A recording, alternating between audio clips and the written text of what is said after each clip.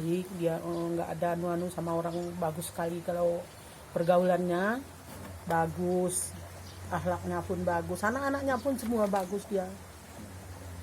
Ibu tahu Paulnya, Paul masa kecilnya tahu ibu Paul ingat ya, Kalau kecilnya enggak lah, aku takut. karena situ sudah Maksudnya entah berapa tahun aku kawin baru dia kesini kan. ya, tapi keluarganya orang-orang ini.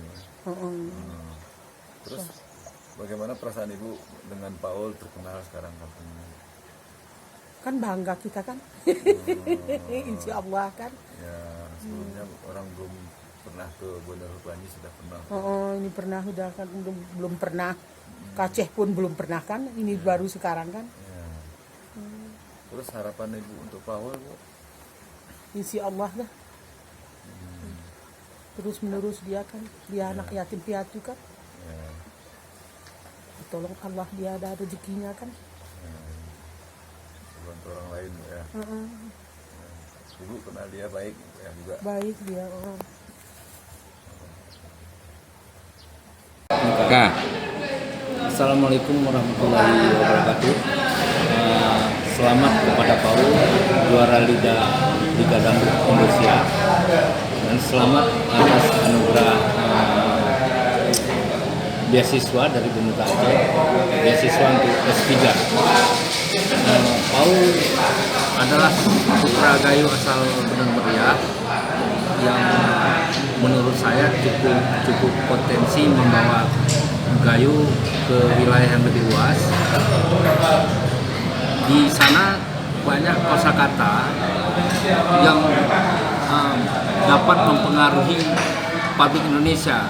Kosakata Gayo tentunya yang bisa masuk ke dalam wilayah Indonesia, dan di atraksi Paul selama ini ada.